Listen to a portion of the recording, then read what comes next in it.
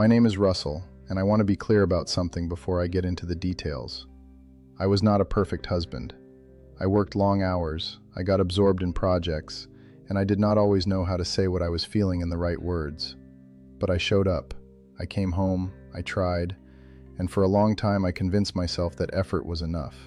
When I met Kayla, she was doing catalog and commercial modeling out of a small agency in Uptown. For the first year we were together, we burned hot. Late drives with no destination, laughing at nothing, ordering food at midnight and eating it on the hood of my truck in empty parking lots. She had this way of making ordinary moments feel like they were worth remembering, and I fell for it completely. By year 4 of the marriage, something had shifted so far in the other direction that I almost did not recognize the woman across from me at the dinner table. Every time I reached for her hand, she found a reason to move it. Every conversation I tried to start about how we were doing got shortened into 2 or 3 flat sentences, and then silence. And every night together felt less like a marriage and more like I was inconveniencing a roommate who was too polite to ask me to leave. While you're listening, share in the comments which country you're watching from. And let's continue. I tried the patient approach for longer than I should have. Friday night reservations at places she used to like. Grocery runs without being asked. Taking over the laundry so she would have one less thing to deal with. Flowers from the roadside stand off Highway 74 that she had pointed at one time and said she liked. I even spent 3 evenings in the garage building her a walnut vanity tray with small divided compartments for her jewelry, sanded it down twice, and finished it with oil. She set it in the guest room still wrapped and left it there for 2 weeks without a word. When I finally sat down and told her I missed the closeness between us, she looked at me across the kitchen island with an expression that was not angry and not sad, just distant, and said that marriage was more than physical need. That sounded reasonable enough on the surface, but after months of being made to feel like a bill payer who had overstayed his welcome, it landed like a slap I was supposed to thank her for. I scheduled a counselor for a Thursday evening in October, a real one, with good reviews, someone who works specifically with couples. When I brought it up, Kayla laughed, not a mean laugh, just a short, empty one, and said no therapist was going to manufacture attraction out of nothing. Then she went upstairs, and I stood alone in the kitchen holding the appointment confirmation on my phone, like a man who had just been told he was not worth the trouble. That fall, I stopped pushing for closeness and started paying attention instead. And once I made that shift, the patterns in her life became almost impossible to ignore. More brand dinners on weekday evenings. Overnight shoots that sometimes stretched into 2 nights. A phone she carried everywhere, always face down on whatever surface she set it on, picked up the second it buzzed. I noticed all of it without saying anything because I still had not decided what I was willing to believe. Around Thanksgiving, she canceled the counseling appointment I had rescheduled twice already. Said a campaign meeting in Atlanta came up, and she could not push it. She came home 2 days later looking rested and bright, brought me back a bottle of bourbon from some hotel gift shop, and acted warm and easy in a way that felt less like affection and more like someone who had recently been somewhere that put her in a good mood. The real turn came on a Sunday morning in late January. I was at the kitchen table with coffee when she came downstairs, poured herself a cup, sat across from me with a calm smile, and told me she had been doing a lot of thinking. She said maybe it was time for us to start trying for a baby. I just looked at her for a moment. We had not been close in months. We had not felt like a real married couple in even longer than that, and now she was sitting there talking about bringing a child into the situation like it was the logical next step, like none of the distance between us had actually happened. Then she brought up the savings account. She said it might make sense to combine my workshop fund into a joint family account to start building something for the future. That was when the feeling I had been carrying around, that low, dull guilt and confusion that had become my default, went quiet and got replaced by something sharper and colder. The next afternoon I left work 40 minutes early, drove to a brick office building off Queens Road, and sat down with a family attorney named Dana Holloway. I told her everything. For the first time in months, I was not asking how to save the marriage. I was asking how to leave it without losing everything I had worked for. Dana was methodical and calm in the way that good lawyers are, and she asked me to pull everything I could find. Bank statements, insurance records, property documents, saved text messages, anything with a date and a number attached to it. Once I spread it all out across her conference table, things I had glossed over when I was still trying to keep the peace came into focus fast. There were charges I remembered seeing but had not pushed on.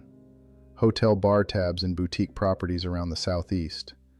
rideshare rides logged at 1 and 2 in the morning on nights she was supposedly home or at a shoot, and a little over $8,300 that had moved out of our joint savings account in 3 separate transfers, all labeled content production expenses, none of which had ever come up in any conversation at home. On the first Tuesday in February, I set Dana's separation agreement draft on the kitchen counter before I left for work. I did not leave a long note. I told Kayla I was done living like a tolerated roommate and that she would hear from my attorney.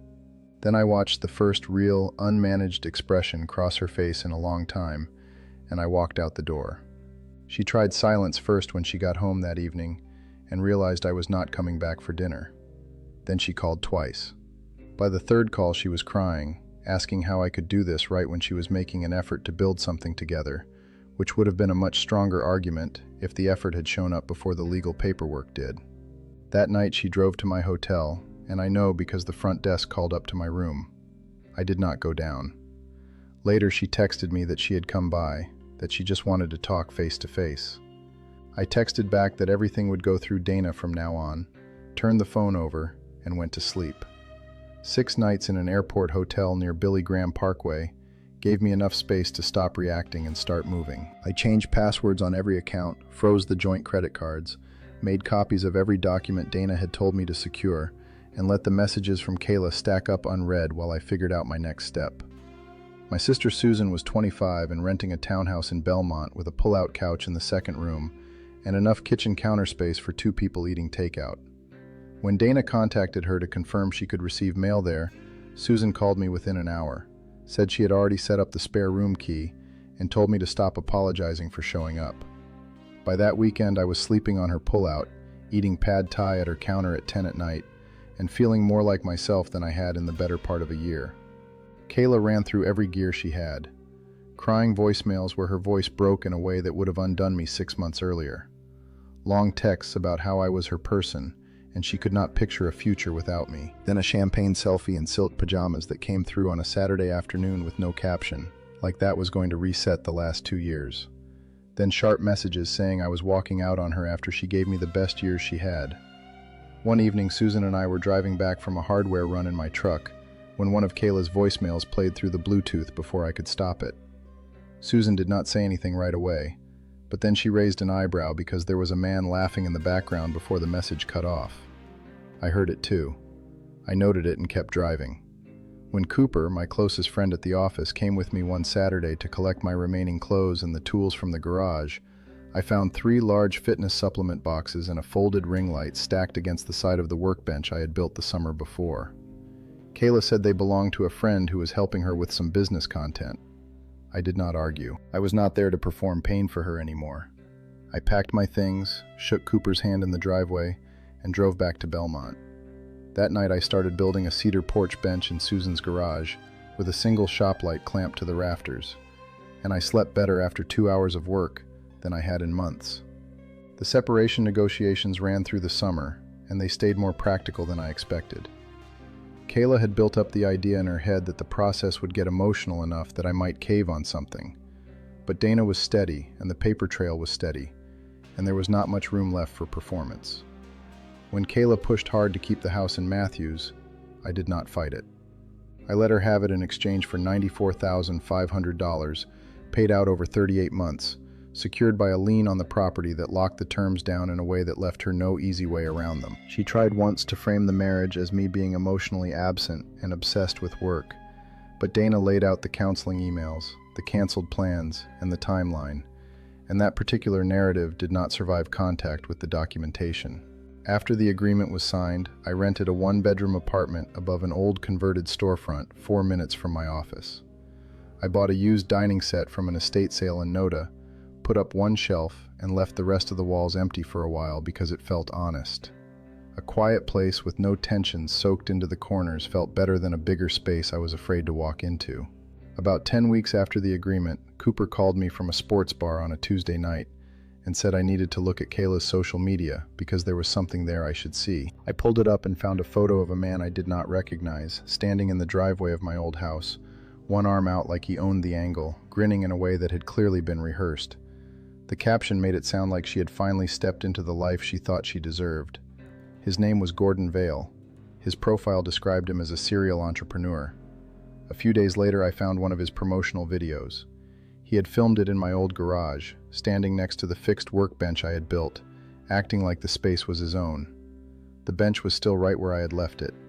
I sat with that for a minute and waited for the jealousy to arrive. It did not. What came instead was a kind of tired relief, because anyone who looked at Gordon Vale for 30 seconds could see he was a man who had mastered the performance of success without much substance underneath it. The fact that Kayla had traded a man who built things for a man who posed in front of them told me everything I needed to know, and none of it had anything to do with my value. About a month after Cooper's call, I stopped in at a craft beer place off Central Avenue after a long Thursday at the office. I was not looking for anything, just wanted somewhere quiet that was not my apartment. Ivy Bennett was sitting at the bar with a sketchbook open and a half-empty glass beside it. I almost walked past her because I had not seen her in close to 4 years, but she looked up first and said my name before I could decide whether to say something. We had nearly dated once, back when we had 2 mutual friends getting married, and somehow ended up at every pre-wedding event together. Bad timing and a move she had been planning sent us in different directions before anything became serious. She was 30 now, working in graphic design for a small firm near Dilworth, and she still had that easy, honest way of talking that made a conversation feel like it was going somewhere real instead of in circles. We sat at the bar for an hour and made dinner plans before I had even finished my first drink. On the actual date, a small Italian place set up in a converted mill building on the east side, she told me she had spent her 20s building relationships that looked right from the outside, but never quite held together. She said she had wondered more than once what would have happened between us if the timing had been different. I gave her the short version of the marriage, the slow freeze, the counseling she refused, the savings transfers, the separation. When I got to the part about Gordon, I pulled up the photo mostly to illustrate the kind of man she had moved on to, and Ivy's expression changed the second she looked at the screen. She set her fork down and said she had seen Gordon Vale at a hotel launch party the previous December, several weeks before I put the separation agreement draft on the kitchen counter.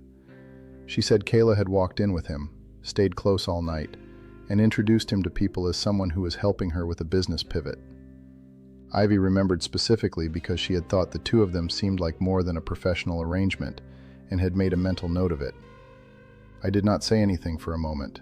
I just sat there with my water glass halfway to my mouth, because in about 15 seconds, everything that had felt like a personal failure, the rejection, the distance, the fake warmth, and especially that Sunday morning baby conversation, reorganized itself into something much simpler and much uglier, and none of it had anything to do with what I had or had not done right. I set the glass down, picked up my fork, and asked Ivy if she wanted to split the tiramisu. After that dinner, I stopped running the marriage backward in my head, trying to locate the exact moment I could have changed the outcome. Because the truth was, the thing I had been looking for was never in my behavior. It was in hers. The guarded phone and the hotel charges and the late rides and the convenient Atlanta trip all pointed in the same direction once I stopped being willing to look away from it.